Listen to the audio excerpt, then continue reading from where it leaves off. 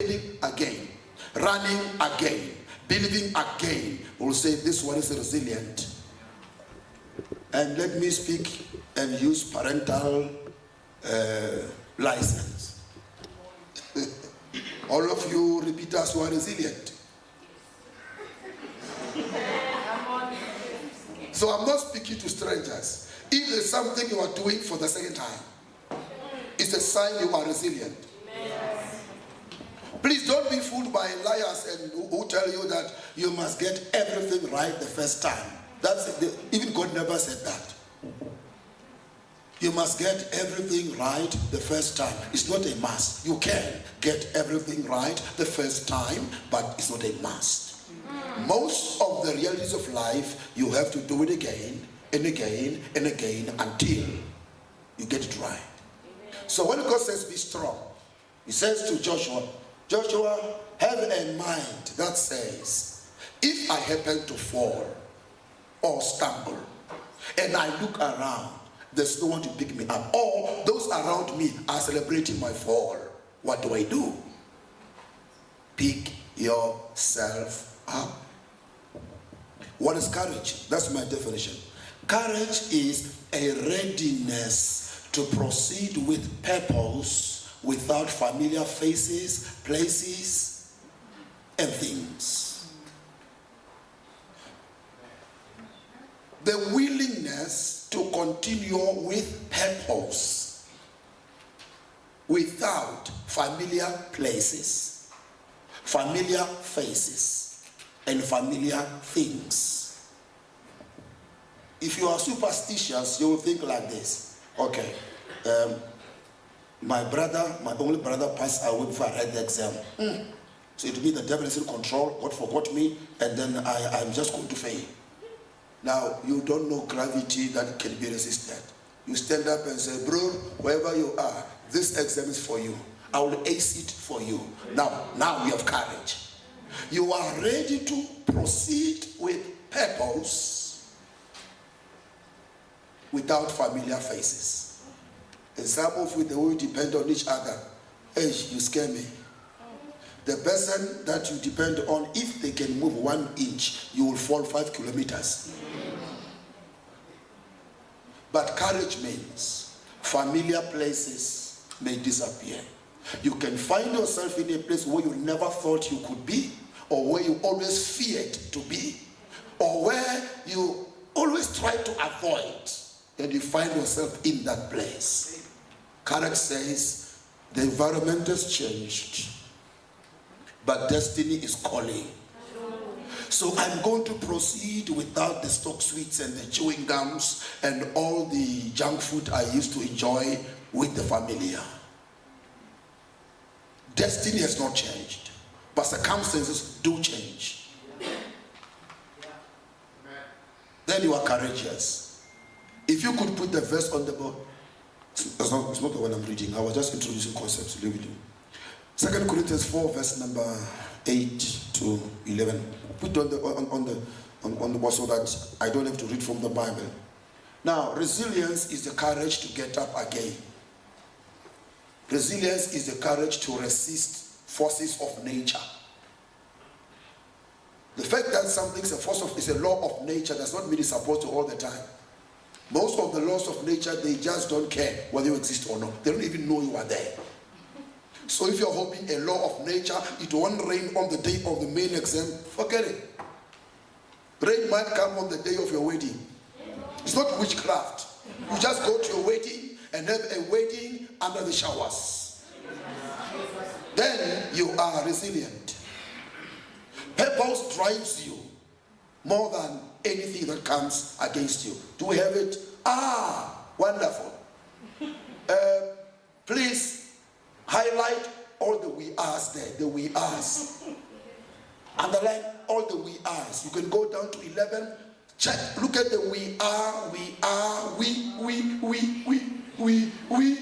For we who are in 11. For we who are. We are locked down. We are persecuted. There are so many R's. So here it is independent of your belief and doctrine and theology. We are. Which means this is inevitable. is supposed to come. This is inevitable. So knockdowns and knockouts and knockaways are a given. Pain is given. Struggle is given. Please don't become superstitious. Be a believer. Believers, we are not called to avoid challenges. We are called to overcome challenges. Let me give you another idea from Romans chapter 8. The Apostle Paul, and you love this verse. When you read the verse, you recite it, you feel anointed. We are more than conquerors. But you are quoting it like a crook. Start from the beginning. It starts by saying, in all these things. You forget the things you like the conquering. And that is why you are shocked by the things. Because we don't conquer in a vacuum. In all these things, we are more than conquerors. Then verse 37, Paul says, I am persuaded that the following things are not capable of removing me from the love of Christ. He mentions them: people, demons, time, death, life, suffering, success, all those things. They have not enough power to remove from Christ. But why are we breaking down under the heavy load or the necessary load of life? Is because we have not learned a few things which I want to bring to you today. So the we are there is a state of affairs. We are pressed down. We are persecuted. We are this. We are that. Now, that tells you about the normal Christian experience in a world where there's a devil and where there is sin. There will always be that challenge. Now, resilience is not you avoiding the challenge or maybe escaping it. There are two things I've seen in God, what I call permissions and prohibitions. There are situations God will just cover you with his hand and say, keep on moving, Danan, so that you don't see them. Okay? And then you might make a mistake and say, this life is so nice. This life is as soft as stay soft, you know. Life is so nice. People talk about the devil, I never met one. People talk about failing, I've never failed. People talk about this, it never happened to me. Heartbreak, my heart was never broken. Let me give you the bad news. If your heart is never broken, then you are very stubborn. And stubborn people, many of them lack compassion. But people who experience heartbreak, they know the realities of life. If after a heartbreak, you are able to get up again and smile and be willing to live a meaningful life, we say you are resilient. You are resilient. Now, in the passage of Corinthians, I saw two things. Paul mentions things in pairs. Two things. Let's do a little bit of grammar. In grammar, we have two words which I want to examine, then we close. The first word is contradictions. Life consists of contradictions. Situations that divide and subtract. Okay? And life also consists of contrarieties. Now, a contrarieties is an opposite situation that does not diminish the other, but completes it and gives it meaning. That's a contrariety. There is no one that is pulling the other down, but it's the same coin, two sides of the coin. Both are necessary. So life consists of contradictions, and many of you are worried about contrary forces, contradictions, and you cannot see contrarieties. Every child of God, ask God to open your eyes. In other words, to show you the value of failure. Did you hear me? Yeah. The value of failure. The value of loss. The value of defeat. value of rejection. You were told the pain of failure, the pain of rejection, the pain. No, the value. The value. One day, before you go to heaven, you'll be able to connect the dots. I thank God that he left me in first year. The whole first year you were mentally ill. You were going from social worker, trying to get meaning. Why did he do it to me? Then after 5 years, you look back and say, thank God! He left me or she left me. Thank God. Why? You begin to realize that was not a contradiction. It was a contrariety. It was putting a strength into you you never thought you could have, and you never imagined possible. So the life of faith, you must be able to see contrariety. They said to Jesus, Lazarus, whom you like so much, has died. He says, I'm happy he died in my absence.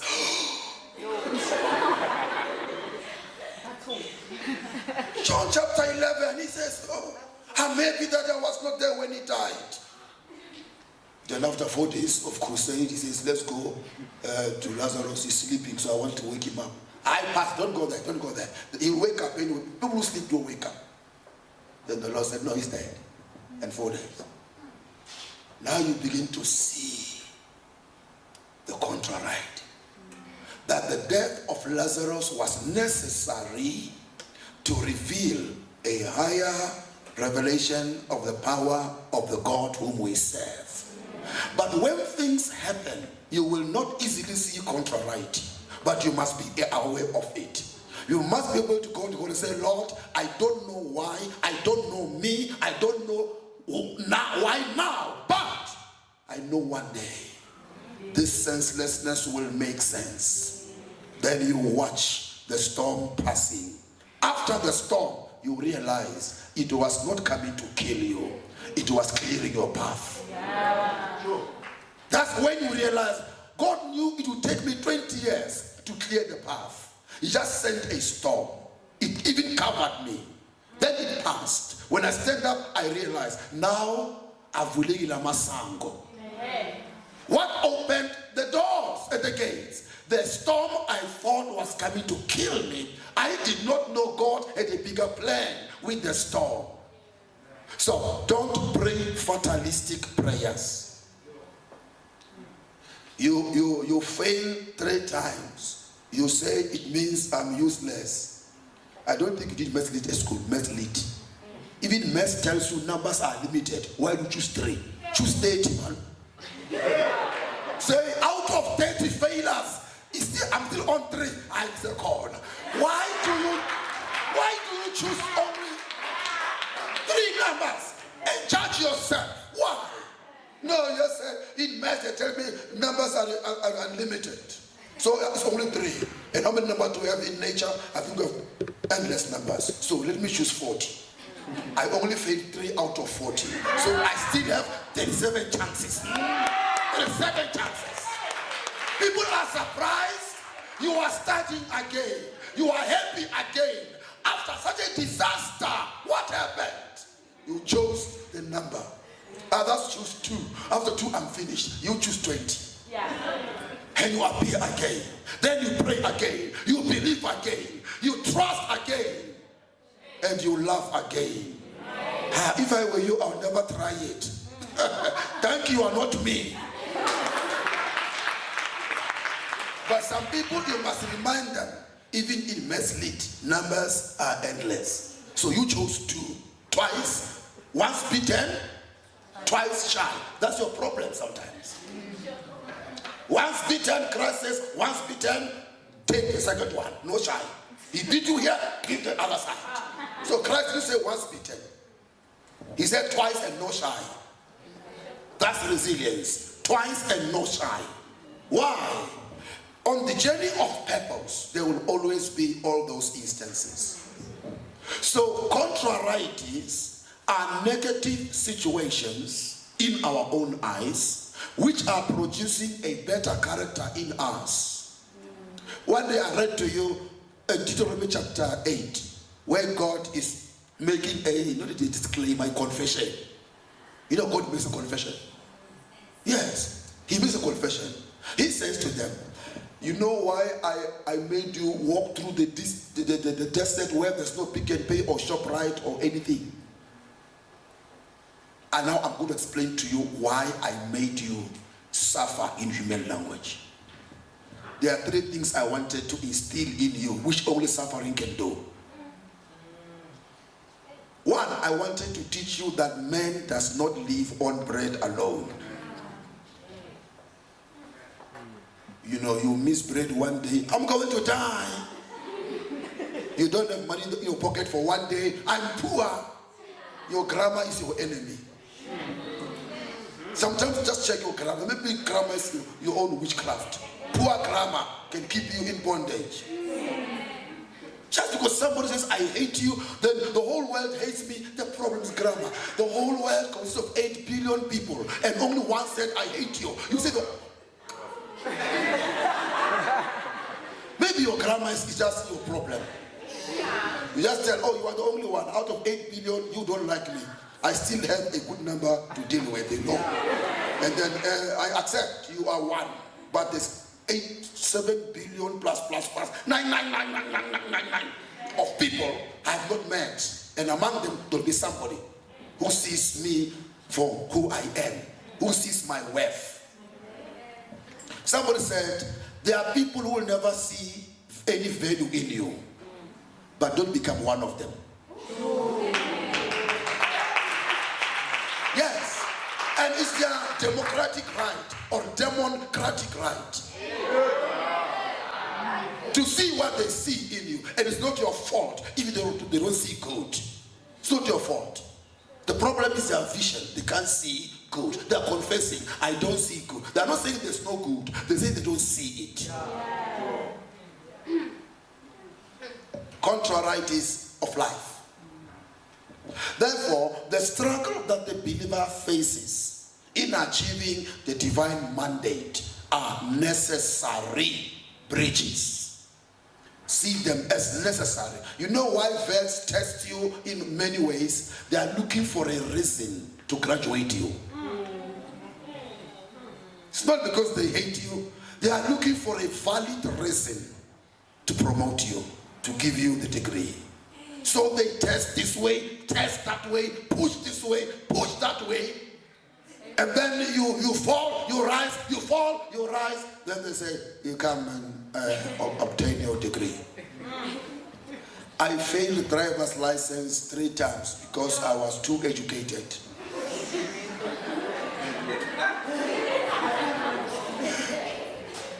I will show you why I failed. This white man, 1995, this white man is the instructor. He puts a glass of water on the dashboard. And he ignores me, he looks outside. Yes, let's go. He just left, right, stop. Left, right, stop. Then I was driving, I was feeling very nice. He falls back. Then he says, stop, you turn. You failed. I asked him, mister, is it racism? Now look where my place is. Is it racism? And you haven't been looking at the road. I've been looking at you. He said, that's why you failed. No. Did you see the zebra crossing? In other countries, all cars stop there, except South Africa. Here, you stop there, they'll bash you from behind. Zebra crossing. I said, I saw it. He said, did you see the guy standing on the side of the road? Yeah, he was standing. He said, now the rule says, if you see somebody standing on the side of the road, and then the zebra crossing, you stop. Whether the person is in the road or not. I said, no. This is foolish. I mean, I've done my master's at Raul already. This stupid test. We go there, and then I phone my doctor friend. He gives me a nice joke, which saved me and strengthened my resilience to go again. He said, I failed 4 times. The first time I failed, I wanted to talk to the manager. The manager explained to me, then I registered again. The second time I failed, I want to see the manager again. The manager explained, I understood. The third time I registered, and then I failed again. I want to see the manager, I was furious. The 4th time I failed. And the guy said, manager, I said, no. And the guy said, you can have your license. I mean. Then something got in my head. The instructor was teaching this man something. He was too big in his head. He had the wrong attitude. He thought just because you passed masters, it does not mean you can't fail the stupid exam of driving. Then they asked me, are you registered? I registered. I said, yes, I'm applying again. I failed again. You know how I failed? The nose of the car had gone beyond the white line at the stop sign. He said, even the nose must not cross the line. I looked at him. I remember the doctor. I kept quiet. Let's go back. He has failed. Then gave me the paper again. I applied. At that time, I went there. It was raining. So the marking on the line, on the road were not visible. Then I failed again. I said, mister, you must help me now. I don't know how to pass your thing. And I want to pass it. He said, let's go. We waited there, talked, and the negotiated. He said, no, give it to him. They could see now I'm mark. That whiteness has gone. The arrogance of never failing any exam is gone. Now I've come to humanity, and then they just use psychology to give me the license. But I was so worried. Such a stupid test. Why should I fail it? But then this was a lesson to learn. So here are the two things I want to conclude with about this whole thing of resilience. Number one, don't forget this. Our human days start in the morning. All right? How was your day? We simply mean morning to evening. But all of God's days start at night. Now you can go to Psalm 30. Sorrow may endure for the night, but joy comes in the morning. So all of God's days for you don't start at sunrise. They start in the night. When you go through the night of what you are doing, you must say, now, this is the beginning of my day. The day of a child of God does not begin at sunrise. It begins at sunset. When the lights go off, you ask yourself, will I be alive tomorrow? Will I still be here tomorrow? Will I survive? And Psalm 91 says many things happen at night. Most people die at night. So the night does not have a good reputation. But God's day for his own child begins at night. Not in the morning. The day does not start in the morning. Joy only comes in the morning. But your day starts at night. So make peace with your night moments. Otherwise, when the sun rises, people will look for you and not find you. Because sunrise is the end of the day.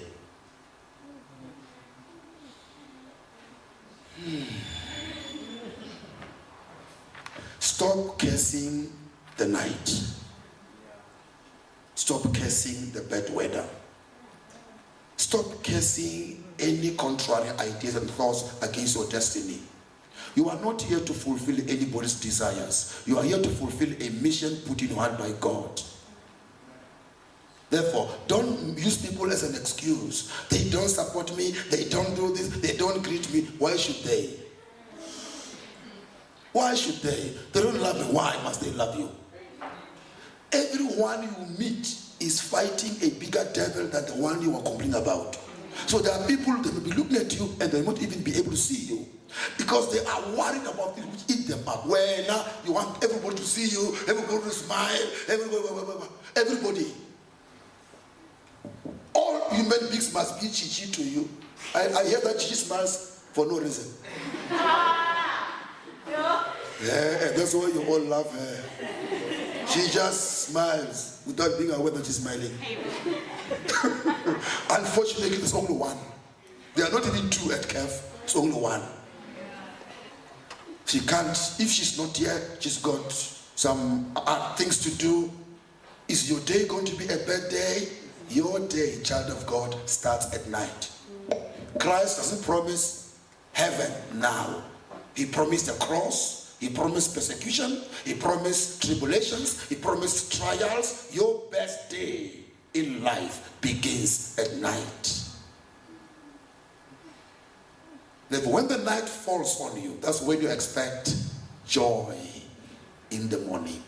But your day does not begin in the morning. That's one thing I want to bring to you.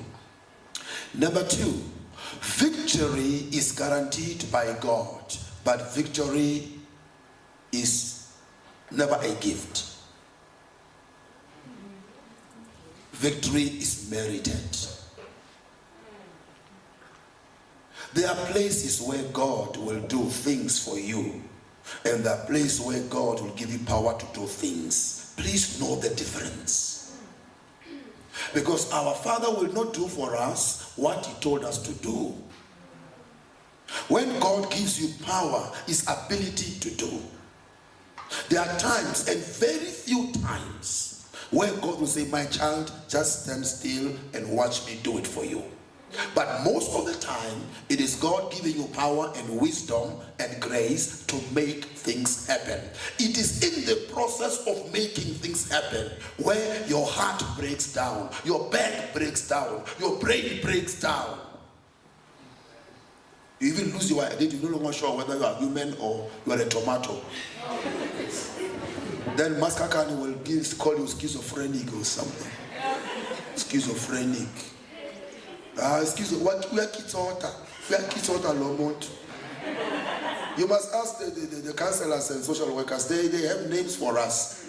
If you keep talking on your own and seeing what people don't see, they say schizophrenic. And many of those people are geniuses, but there's a breaking point where your heart can't take it anymore, where your body can't take it anymore, where life loses meaning. That's when you say, it's only night. It is the truths you tell yourself at night that guarantees the morning, not the lies you tell yourself at night. I'm finished. I knew. My mother told me I'm stupid. And my friends, they think I'm a slow learner. My professor just confirmed it by giving me 0 out of 50. So I am just what they say I'm not. Is only at night. Your day begins at night. It ends in the morning. Now, the verse I read to you, more than conquerors, it tells us that among Christians, this is how I see it, among Christians, there are 3 levels of conquerors. All of us begin at the level of less than a conqueror. You know, there are believers, they are even here watching me. You are moving from defeat to defeat to defeat. You keep asking yourself, when others testify and say, God is, now talk, man. Hey, prayer works, forget it. Praying tongues, I forget. I tried the tongues as well. Fast, I tried it. You find yourself moving from defeat to defeat to defeat. Don't worry. It just tells you you are a novice in the walk of faith. Don't walk away from it, hang in the faith. You are going to level number 2, believers. Now, these are called conquerors. Conquerors have learned the application of the word of God to fight battles. Their strength is they fight to win. If they are not winning, they don't stop fighting. Those are conquerors. They always find a weapon by crying to God or calling for senior advice. They don't get stuck in one place for too long. They know how to call for help. And they are fighters. They will tell you, money or no money, I'm going to attend me. I'm going there. Let them kill me if they want to kill, but I'm going there. I don't have money, I'm not joking. I can't afford it, but I'm going to be present. Those are conquerors. The problem with conquerors is that they become compulsive fighters. They end up fighting where it's not for them to fight. More than conquerors have discerned. They know the difference between the battle suitable for me and the battle suitable for God. If it's for God, they can stand in the storm and not move. You ask this person, can't you see? They say, look, this is for God to handle. Amen. This is for God to handle. But when it comes to what is for them to handle, they do not waste time. So when you're more than a conqueror, you are aware of a lot of breaks that God gives you. Don't fight that. Don't respond to that. Don't do that. Don't say that. Just shut up. Just stand still. Don't leave the house. I want to tell them where to get off. Don't do that. When people expect you to be fuming and swearing and wanting to kill someone, you are so cool.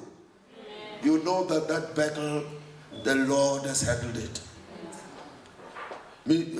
Guys, come and take your instruments here. Let's sit here. It's something that we're moving to the next level. Now, more than conquerors are people who are able to win without fighting.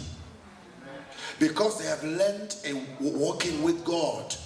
They have learned to step back when God says, this battle is not yours. So have you met such people? They pray less than you, but they progress more than you. It's because you were taught fight. Everything Even if God said, wait, sleep, I will do. No. Tonight I'm not sleeping until sunrise. And then you don't sleep until sunrise. When you wake up, the problem is there. That's where you become discouraged. Because we think we can replace God. We can't. There's a place in the journey of your life where you see a storm coming and God says, go through it. No left turn, no right turn. Then you go into the storm, you appear on the other side. How did you make it? The Lord just kept me. The next thing they found you have the normal weight they know. You've been fasting. Because God said to you, pray. This one, if you pray, it will move. You don't pray like novices who pray looking at the watch. You say, Lord, if you do not give me this, I'm not stopping my fasting. You better kill me. Moses did not plan and say, I'm going for 40. It's not like us, going for 40. He said to God, I cannot appear before these people without evidence. 10 days, no evidence from God. 20 days, no evidence from God. 30 days, no evidence from God. 40th day, God said, I know. Then God brings the answer. It was not a planned fasting of 40 days. It was to say, I know what I want is in God, and I'm not going to let go until He gives me what I need. So therefore, resilience begins in your heart and in your mind to know that God's days, as He mentions them, they begin at night. And the night is the moment of frustration, of fear, of doubt. It's only a night. Don't curse it. Don't call it the devil. It's only a night. When Judas came to Gethsemane and hugs Jesus and kisses Jesus, Jesus says, Judas, you are doing so because it's at night. Yes, it's at night. It was night. The worst of things were done to the Lord. It was at night. He was being buried, stayed in the grave. It was night. So it begins in your heart, in your mind. Stand up on our feet now for a moment. Stand up on our feet.